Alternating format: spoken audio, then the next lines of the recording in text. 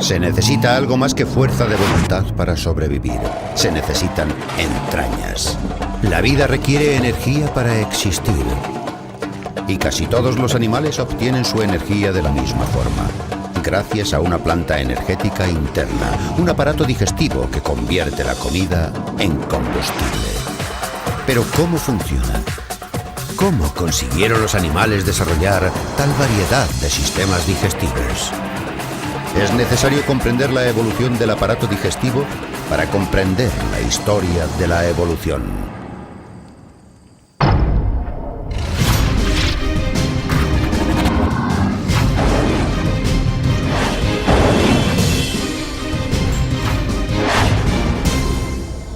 Evolución.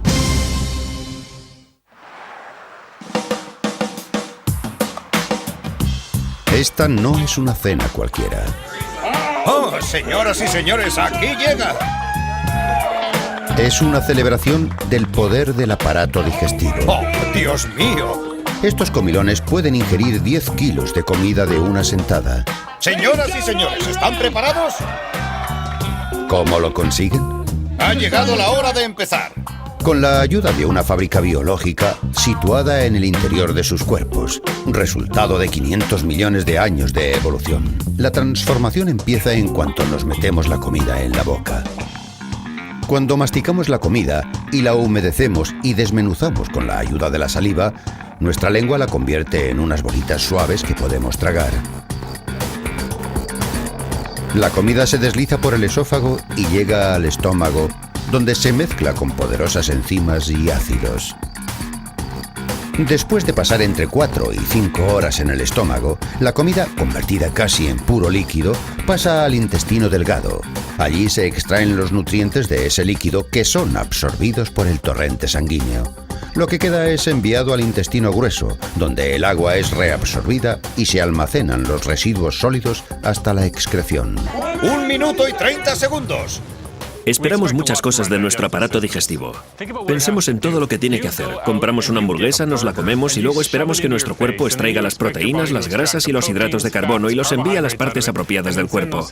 Es increíble el trabajo que esperamos que haga nuestro estómago, pero es lo que hace por nosotros a diario. ¿Cómo de complejo es el aparato digestivo humano? En Luxemburgo hay una máquina que recrea todos los pasos químicos y mecánicos necesarios para digerir un trozo de comida. Casi 7 toneladas de tuberías industriales y modernos sistemas electrónicos forman una máquina llamada cloaca.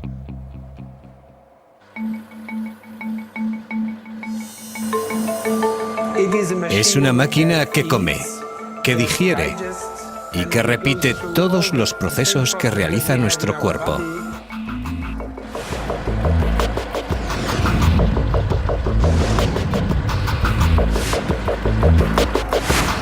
El gran tamaño de la máquina nos da una idea de la complejidad del proceso humano.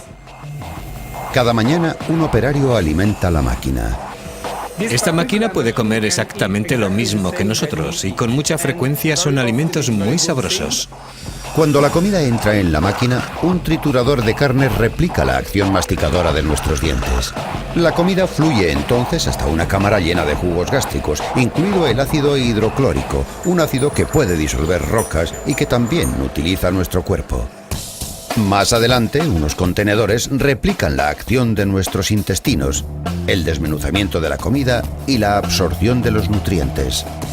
Esta parte de la máquina, de casi 8 metros de longitud, mide aproximadamente lo mismo que los intestinos que están en nuestro interior. Después de ser digerida durante 25 horas por cloaca, el mismo tiempo que tarda nuestro cuerpo, la comida llega al final de su recorrido. Y lo que sale es muy similar a lo que hacemos nosotros.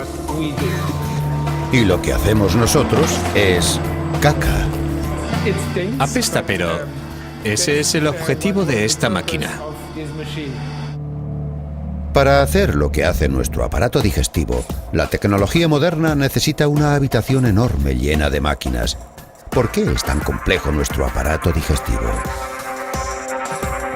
La respuesta es que ha evolucionado.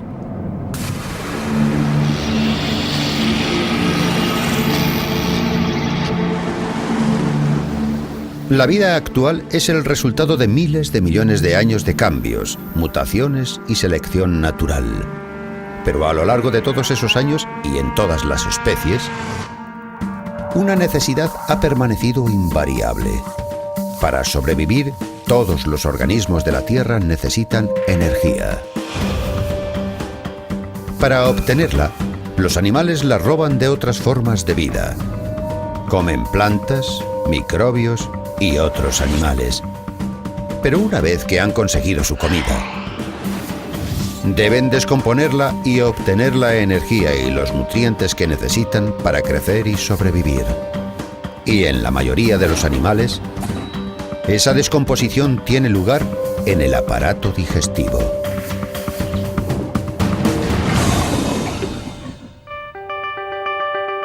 La evolución del tracto digestivo es un componente importante de la historia de la vida. Todos estos animales son capaces de especializarse en distintos organismos porque tienen tractos digestivos especializados.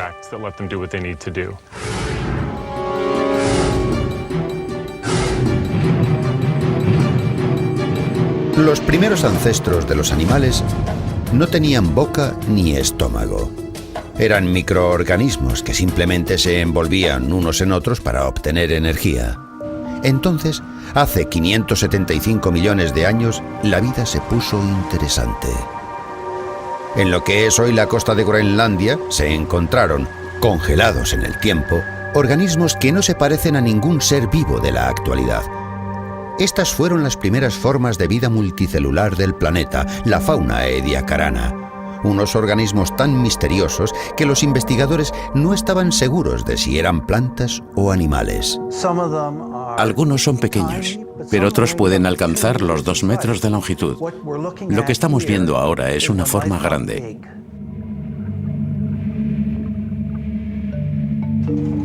Para identificar estos organismos tan antiguos, los paleontólogos Guy Narbonne y Marc Laflamme han visitado el Museo Real de Ontario para estudiar un raro grupo de fósiles de fauna ediacarana. Lo primero que hacemos de forma instintiva es intentar comparar estos fósiles con organismos que nos resultan familiares. En cuanto a construcción, son únicos. Básicamente están formados de pequeños módulos que no se parecen a nada que exista en la actualidad. No hay absolutamente nada en los animales modernos que se parezca a esto. Algunos de estos organismos tenían forma de helecho, otros tenían forma de disco y estaban tumbados en el lecho marino. Su forma ha hecho que algunos expertos se pregunten si estos organismos no serían una forma primitiva de plantas. Se perciben todos los detalles. Pero su antiguo hábitat nos cuenta una historia distinta. Hace más de 500 millones de años, el lugar en el que murieron estos organismos era un mundo muy diferente. Y el dato que nos indica de forma definitiva que no eran plantas es su entorno. El análisis de los sedimentos nos revela que la fauna ediacarana vivía a 1500 metros de profundidad, en un lugar de oscuridad permanente. Ahí abajo no habría luz suficiente para leer los titulares de un periódico, y mucho menos para que se produjera la fotosíntesis que necesitan las plantas para vivir. Puede que parecieran plantas, pero su capacidad de sobrevivir en un mundo sin sol impulsan a Narbonne y a Laflamme a pensar que eran animales, los primeros de la Tierra. Y si eran animales, ¿cómo comían? Estos fueron los primeros grandes comedores de la historia de la Tierra, y obtenían su comida del agua. No vemos ninguna prueba de que pudieran moverse. No tenían músculos, ni aparato digestivo, ni ojos, ni cerebro.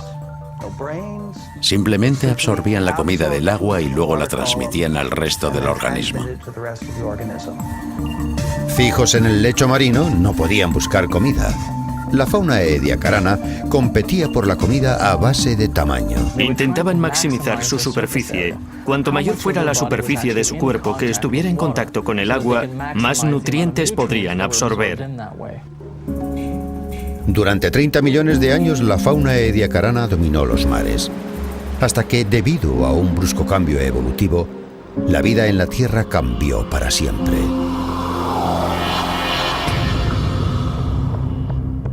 La fauna ediacarana desapareció. Se cree que devorada por una nueva clase de animales equipados con una nueva clase de organismos y una nueva forma de comer. Por primera vez en la historia de la vida, la Tierra tuvo estómago.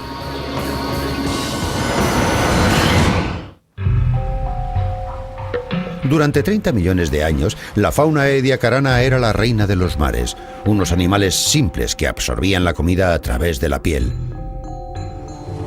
Pero mientras tanto, otro linaje de animales estaba desarrollando una estrategia de alimentación diferente: el estómago. Es posible que los primeros estómagos fueran parecidos a los de las medusas de la actualidad. Si analizamos un animal como la medusa, vemos que no tiene ni boca ni ano, ni un tubo que una ambas partes. Todo lo que tiene es un saco. La medusa introduce la comida en el saco y luego la expulsa. Es un sistema que le funciona muy bien. Pero la vida en el mar estaba a punto de convertirse en algo mucho más complejo. La fauna ediacarana desapareció, superada por una nueva clase de criaturas nacidas debido a un acontecimiento evolutivo conocido como la explosión cámbrica.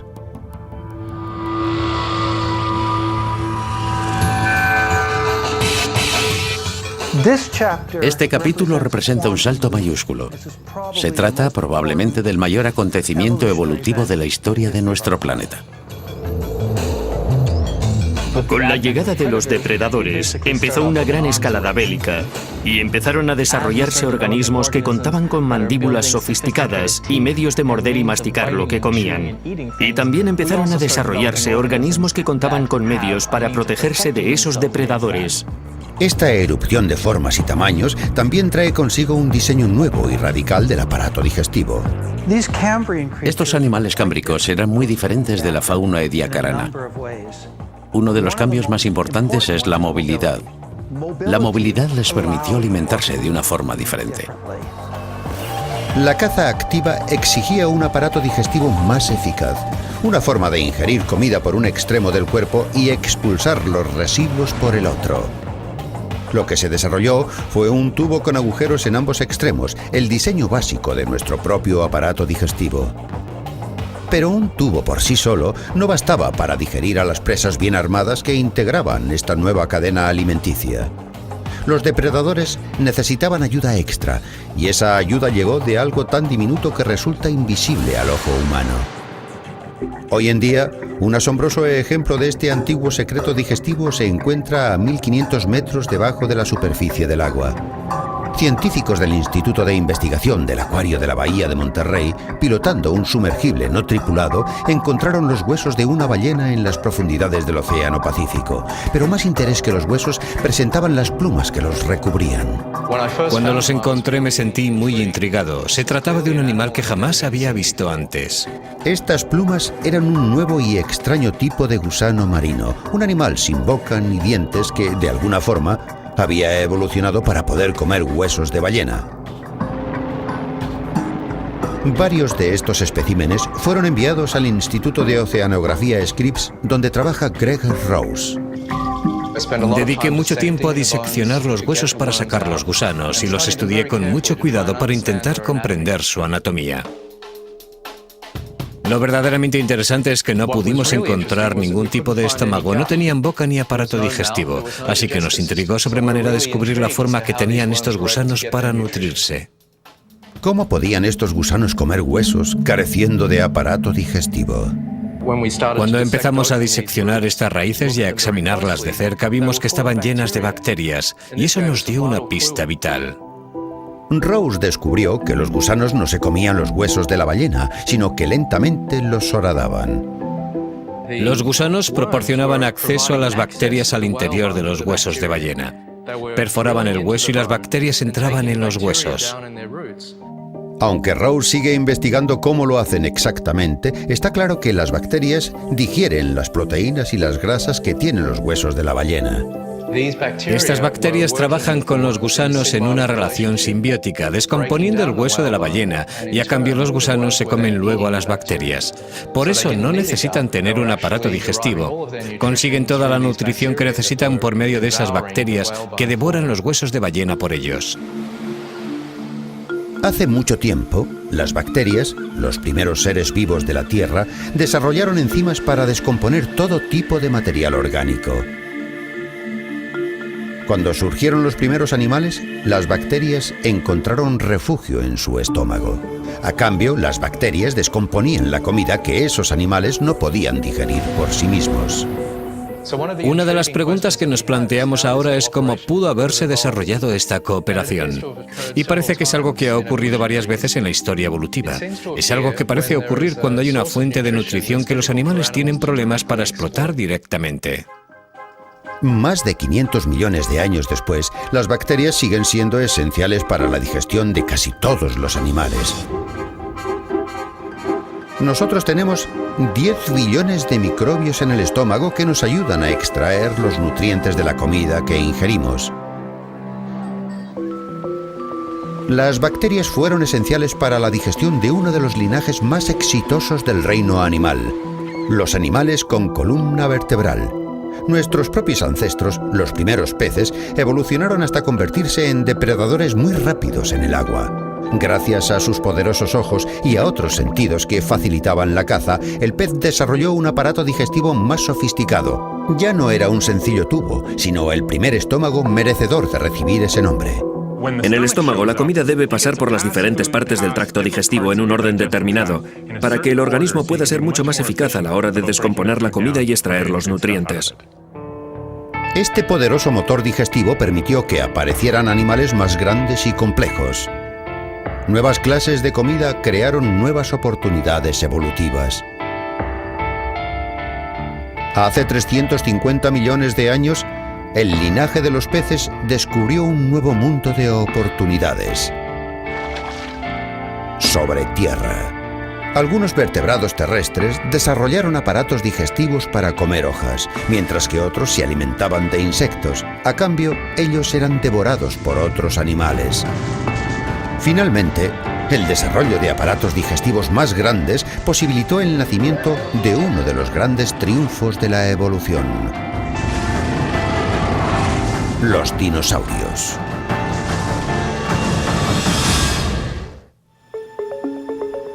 Los paleontólogos llevan casi 200 años excavando huesos de dinosaurios.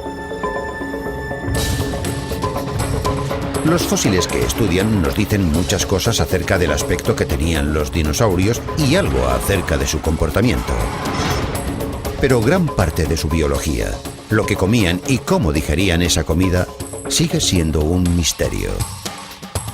El estómago y los intestinos no suelen fosilizarse. Son órganos internos que carecen de partes duras. Por eso, cuando buscamos pruebas que nos indiquen cómo pudo ser el aparato digestivo del dinosaurio, tenemos que buscar otro tipo de pruebas. Para paleontólogos modernos como Matt Lamana, entender la digestión del dinosaurio es vital para entender su biología. Y como en cualquier otra investigación, lo que se necesitan son pruebas sólidas. Se han encontrado especies de dinosaurio, como este Psittacosaurus, con montones de piedras en el interior de su caja torácica. Y el motivo por el que un dinosaurio pudiera tener un montón de piedras en su estómago no estuvo claro hasta que estudiamos a los descendientes vivos del dinosaurio, las aves. Aquí estoy en una granja, rodeado de pollos, y lo que estoy haciendo es dándoles de comer grano. Estos granos son muy duros, y para digerirlos bien, estas aves necesitan poder descomponerlos en trocitos, algo que evidentemente no pueden hacer con los dientes. Las aves perdieron los dientes hace mucho, en una de las fases de su historia evolutiva, pero estos pollos han resuelto ese problema de una forma diferente, utilizando lo que se conoce como gastrolitos. Los gastrolitos son pequeñas piedras que las aves se tragan intencionadamente al mismo tiempo que la comida. Almacenados en la molleja, un órgano digestivo, esas piedras actúan como si fueran dientes. La comida llega a la molleja, donde están los gastrolitos. Esta se contrae poderosamente, obligando a las piedras a chocar contra los granos y a triturarlos. Luego entran en acción los jugos digestivos del animal para desmenuzar la comida de forma más eficaz. ¿Y qué pueden decirnos de los dinosaurios, los gastrolitos y las mollejas de los pollos? Como hemos encontrado varios grupos de dinosaurios con piedras en el estómago, creo que es seguro asumir que estas clases de dinosaurios tenían un aparato digestivo similar al de las aves. Por ejemplo, es muy probable que estos dinosaurios tuvieran una especie de molleja que utilizaron para triturar la comida en trozos más pequeños. Los gastrolitos, al igual que los huesos sin médula, las plumas y otras características, demuestran que algunos dinosaurios compartieron muchos de los rasgos de las aves. ¿Pero significa eso que los dinosaurios compartieron también el energético estilo de vida de las aves? Esa característica definitoria conocida como sangre caliente. Los paleontólogos hemos aprendido muchas cosas de los dinosaurios en los últimos años, pero aún quedan unas cuantas preguntas sin responder. Una de ellas es la cuestión de su metabolismo. ¿Eran animales de sangre caliente o de sangre fría? Ni siquiera estamos seguros en el caso de dinosaurios carnívoros, tan famosos como el tiranosaurio. Para responder a esa pregunta tan importante, los paleontólogos han estado comparando a dinosaurios como el tiranosaurio con sus parientes vivos. En el árbol evolutivo, el tiranosaurio está situado entre el cocodrilo y las aves. Para muchos expertos, se parecen menos a las aves y más a animales de sangre fría como el cocodrilo y el caimán. Son capaces de ayunar durante largos periodos de tiempo entre comida y comida y luego devorar vorazmente, tragándose grandes piezas de carne y huesos que almacenan en el estómago durante días hasta que las enzimas los descomponen. Pero están apareciendo nuevos datos que podrían arrojar luz sobre cómo era de verdad el rey de los dinosaurios.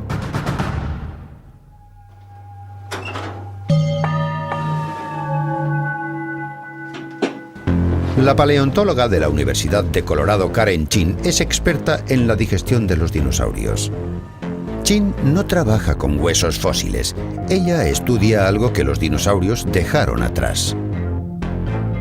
Lo que tenemos aquí, delante de nosotros, puede parecer un montón de piedras grandes y de forma irregular, pero son piedras muy especiales porque se trata de heces de dinosaurio fosilizadas. Las heces fósiles reciben el nombre de coprolitos y pueden decirnos muchas cosas sobre los animales antiguos. Los coprolitos de dinosaurios son raros, pero cada uno de ellos puede revelarnos pistas importantes sobre cómo funcionaba la digestión de los dinosaurios. El descubrimiento reciente de dos grandes heces de tiranosaurio ha permitido a Chin realizar una serie de descubrimientos sorprendentes. Para saber lo que comía el tiranosaurio, Chin busca en el interior de una pieza de bosta fosilizada. La bosta está llena de pistas reveladoras. Esto es un trozo de un fragmento de hueso. Estos círculos blancos muestran dónde estaban los vasos sanguíneos que recorrían el hueso. Y su situación nos dice muchas cosas de la víctima, del animal que fue devorado. Las pruebas indican que se trata de los restos de un gran triceratops herbívoro. Pero más importante que saber lo que comía el tiranosaurio es saber cómo lo comía. Lo interesante es que la bosta tiene un poco de hueso, lo que significa que no eran demasiado selectivos a la hora de comer, que no evitaban el contacto entre el diente y el hueso y que lo masticaban todo. A primera vista, la presencia de huesos confirma que el tiranosaurio tenía los hábitos alimenticios de un animal de sangre fría. Karen Chin realizó un descubrimiento notable. Descubrió que los trozos de hueso que estaban en los coprolitos eran redondeados. Eso es algo que también podemos observar en los cocodrilos de la actualidad. Así que sabemos que se trataba de animales que podían ingerir y digerir huesos y obtener nutrientes de ellos. Pero en el interior del segundo coprolito de tiranosaurio, Chin encontró una pista diferente. Este tipo de células de aspecto suave de aquí es tejido muscular fosilizado. Para mí, lo más interesante de los coprolitos de tiranosaurio es la presencia de tejido muscular en su interior.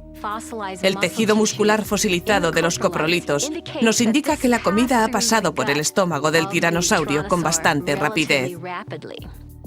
En otras palabras, no almacenaban la comida durante mucho tiempo como los cocodrilos. Esta prueba contradice otras teorías anteriores y sugiere que el tiranosaurio pudo haber tenido un tracto digestivo rápido, más parecido al de un ave de sangre caliente o un mamífero que al de un reptil. La digestión rápida indica también un metabolismo rápido, algo que exige combustible constante. Este animal tuvo que comer cantidades importantes de carne y huesos. No era como los caimanes, que les basta con alimentarse una vez cada varios meses, sino que tenía que alimentarse con muchísima frecuencia. No hay duda de que el tiranosaurio tenía la ferocidad del cocodrilo, pero las pruebas indican que necesitaba comer con tanta frecuencia como las aves y los mamíferos. Yo personalmente pienso que los dinosaurios tenían un metabolismo más grande que el de cualquier reptil vivo. En otras palabras, eran animales de sangre caliente, al menos hasta cierto punto. Es posible que hayamos descubierto que no eran animales similares a los cocodrilos ni parecidos a los mamíferos, sino que tenían una fisiología única. Además de tener las características digestivas tanto de los reptiles como de los mamíferos, el tiranosaurio desarrolló el aparato digestivo que le ayudó a dominar la cadena alimenticia. Y sin embargo, el aparato digestivo que fue la base de su éxito pudo ser también la razón de su desaparición. Hace 65 millones de años, un asteroide gigantesco se estrelló contra la Tierra. En los cataclismos que siguieron al impacto, el tiranosaurio y otros grandes dinosaurios se encontraron con una gran escasez de comida. Cuando ese asteroide chocó contra la Tierra y empezaron a desaparecer todos los animales de los que se alimentaba, el tiranosaurio se encontró en una encrucijada. No había nada de lo que pudiera alimentarse. Los grandes dinosaurios se extinguieron. Pero no toda la vida animal sucumbiría a la destrucción. Los pequeños mamíferos sobrevivieron construyendo madrigueras subterráneas. Cuando empezaron a emerger, los dinosaurios depredadores habían desaparecido. Pero ellos no estaban solos, ni seguros. Otro animal había utilizado la misma estrategia de supervivencia y había desarrollado unos hábitos alimenticios realmente radicales. En los primeros tiempos de los mamíferos, una clase de lagarto evolucionó para aprovecharse de la cantidad de comida que había a su disposición. En vez de perseguir a sus presas, perdió las patas y aprendió a deslizarse. De sangre fría y de movimientos lentos, se presentó como una nueva y radical estrategia para alimentarse. La serpiente no mastica la comida. Carece de la dentadura y de la mandíbula necesarias para ello. Lo que hacen las serpientes es tragarse a sus víctimas enteras. ¿Cómo lo hacen? ¿Y cómo han desarrollado esta estrategia de alimentación tan radical?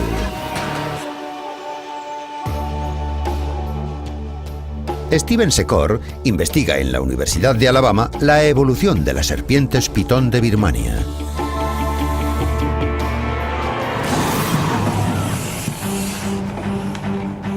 Lo sorprendente de estas serpientes es su capacidad de alimentarse de una víctima cuyo diámetro es varias veces más grande que el diámetro de la cabeza de la serpiente.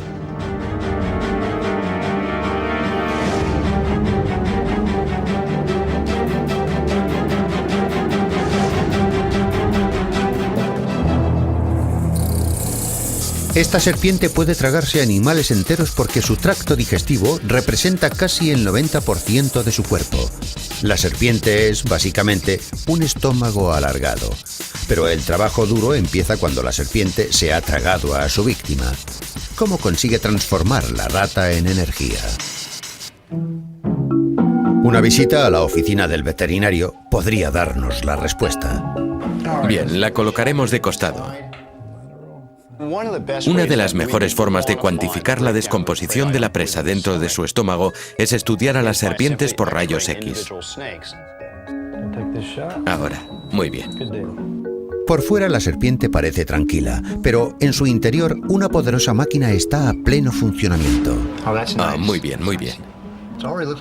Parece que ya se está disolviendo. Este es el cráneo de la rata y, como puede ver, falta parte de este hueso. Esta serpiente ya está empezando a descomponer parte de la cabeza de la rata y también parte de su cráneo. Lo que no podemos ver es el aumento extraordinario de la producción de ácido. En este momento el estómago está liberando grandes cantidades de ácido hidroclórico y de pepsina, y esto es lo que está descomponiendo a la rata.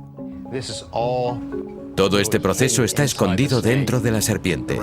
La rata continuará moviéndose en el interior del estómago y el ácido y las enzimas seguirán descomponiendo su cuerpo hasta que ya no quede nada. 7 días después, la rata está totalmente digerida y la mayor parte de ella se almacenará como energía, lo que le permitirá a la serpiente soportar un largo ayuno. Las grandes serpientes que nosotros llamamos constrictoras son los animales más glotones del planeta. Estos animales pueden pasarse semanas, incluso meses, tumbados en el mismo sitio, sin moverse, sin mover un músculo. Se sabe que algunas de estas serpientes han aguantado años sin comer entre comida y comida. Pero cuando las constrictoras comen, saben cómo recuperar el tiempo perdido. La pitón suele ingerir presas que pesan 1/4 parte o más de su propio peso corporal. Es como si un hombre de 80 kilos se comiera una chuleta de 20.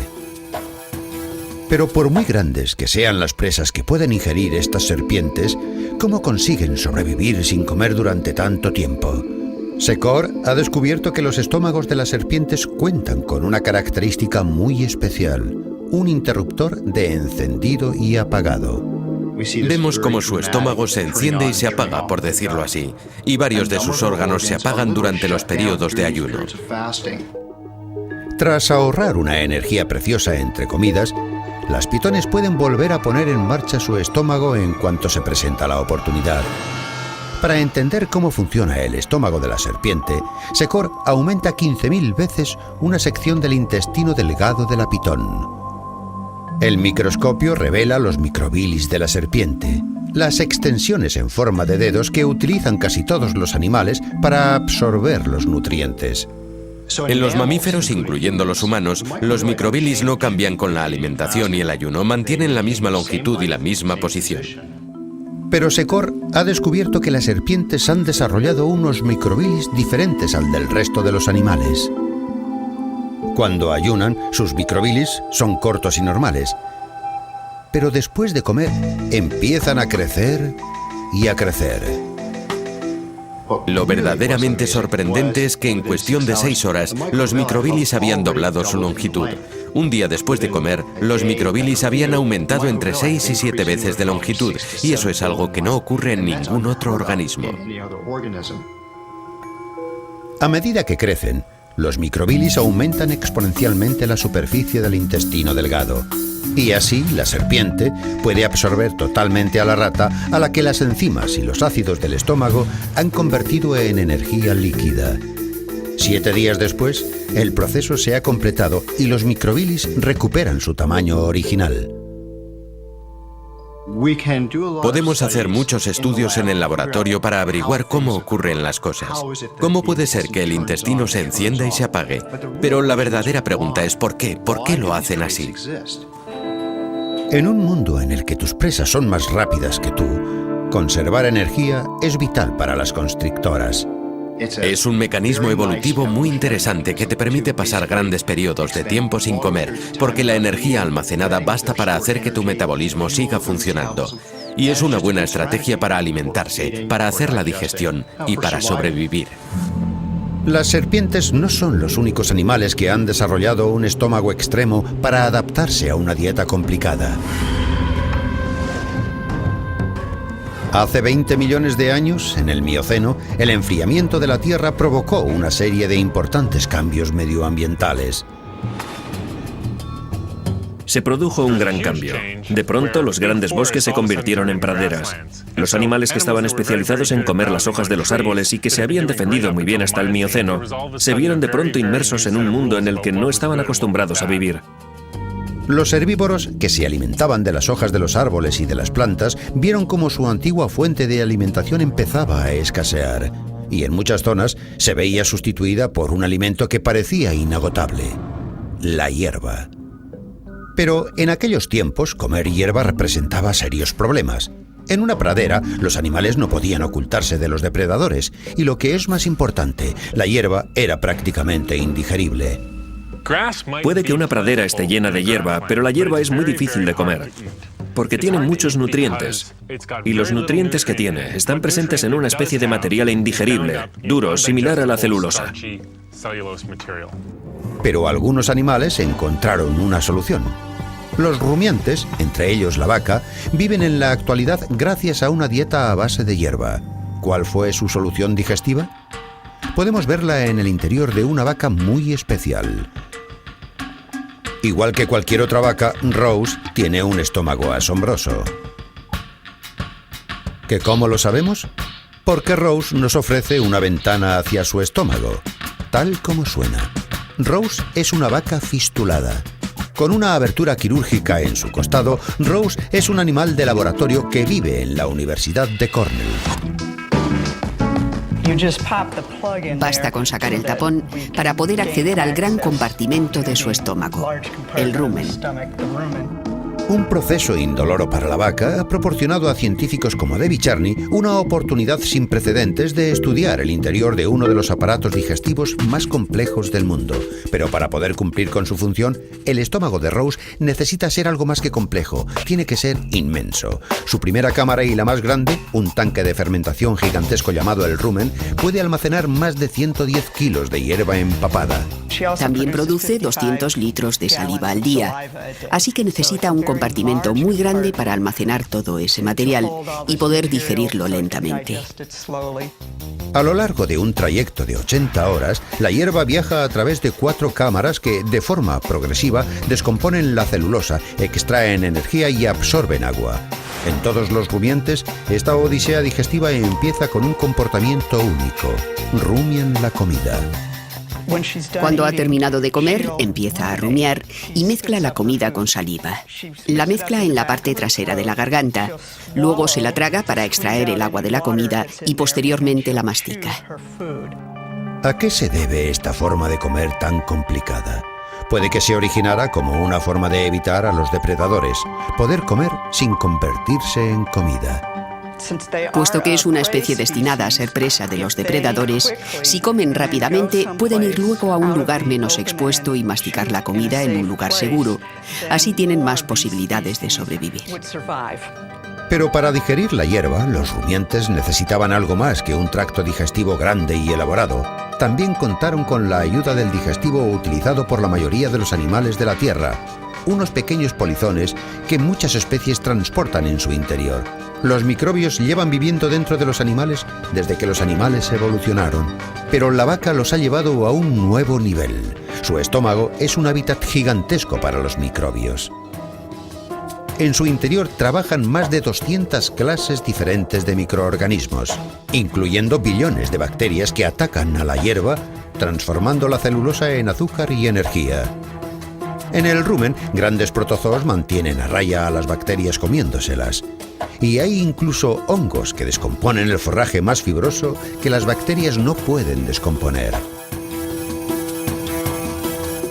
Cuando vemos a una vaca comiendo hierba, es interesante recordar que las vacas no pueden digerir la hierba.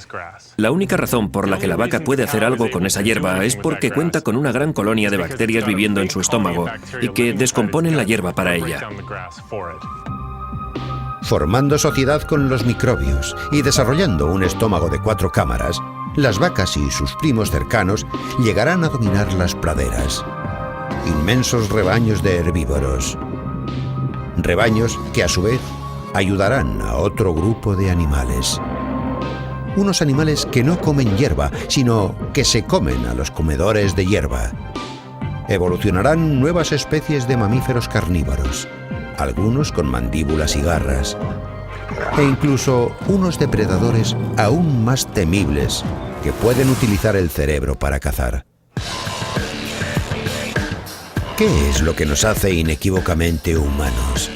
Durante algún tiempo parecía que la respuesta estaba en la evolución de nuestros enormes cerebros.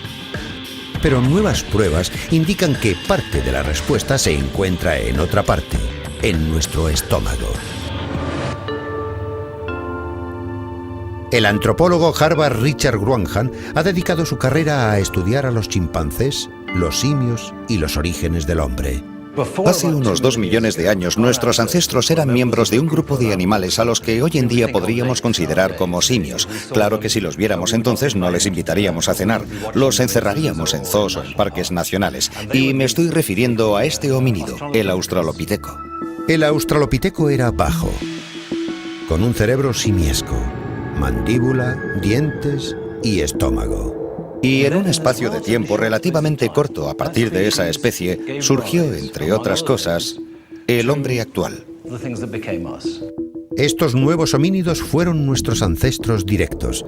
Se cree que en el transcurso de cientos de miles de años, apenas un parpadeo en términos evolutivos, La capacidad cerebral de estas nuevas especies dobló la capacidad cerebral del australopiteco, mientras que sus dientes y su estómago se reducían. Y aquí es donde se presenta el gran problema.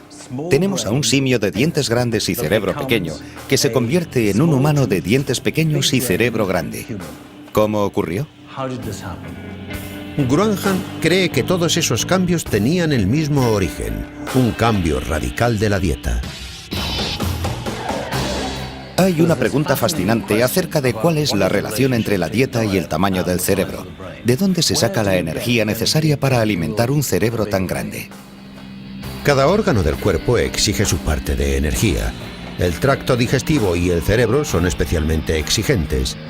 Si una especie pudo desarrollar un estómago más pequeño, quizá pudo también desarrollar un cerebro más grande. ¿Cómo pasaron nuestros ancestros de tener un estómago grande a tenerlo pequeño? Siempre se ha pensado que esos homínidos aprendieron dos cosas. Aprendieron a conseguir más carne y aprendieron a utilizar herramientas para conseguir esa carne. Sabemos que utilizaban herramientas como esta para cortar la carne, y es probable que pudiera utilizarse una herramienta similar para golpear la carne y preparar algo parecido a un filete tártaro, algo que resultaba mucho más fácil de comer.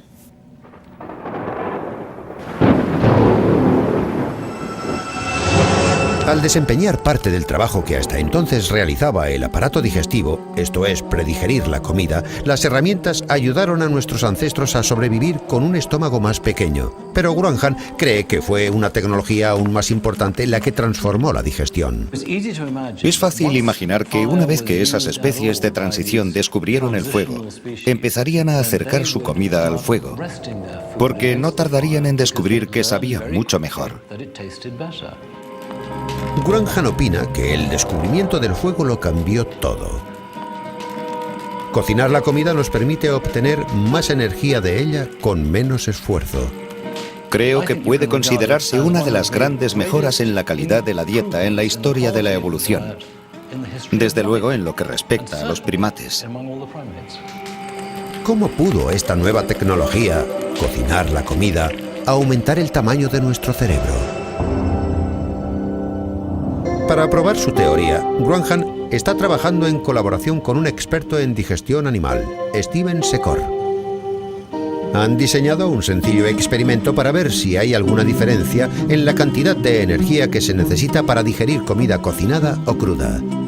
Las cobayas de este experimento serán 2 pitones de Birmania hambrientas, 2 animales que no tienen ningún problema en digerir cualquier tipo de comida, ya sea cruda o cocinada. Primero alimentan a las serpientes con 2 trozos de carne del mismo tamaño, uno crudo y el otro cocinado. Y luego las introducen en sendos contenedores. Mientras el aire entra y sale del contenedor, la cantidad de CO2 exhalada por las serpientes demostrará cuánto le cuesta a cada serpiente digerir la comida. Lo que hemos descubierto es que comparado con las comidas crudas, el trozo de carne cocinado reduce el trabajo de la digestión en un 12,5%. Así que eso confirma la hipótesis de que una comida cocinada reduce el trabajo de la digestión. Gruanhan afirma que para los primeros humanos los beneficios de alimentarse con comida cocinada fueron muy importantes. Creemos que cocinando la comida se puede conseguir un 10, 20, 30, 40, quizá un 30% más de calorías en la comida. Con el tiempo, la evolución favoreció la existencia de individuos con un estómago más pequeño.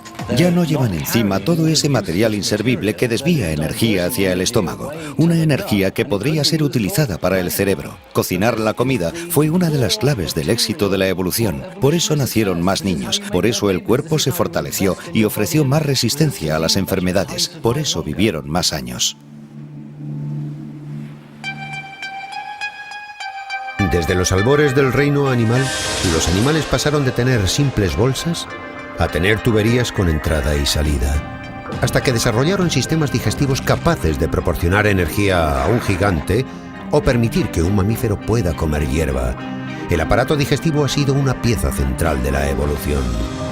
Y ahora, una nueva forma de digerir la comida ha permitido que una nueva clase de animal camine sobre la Tierra. Nosotros.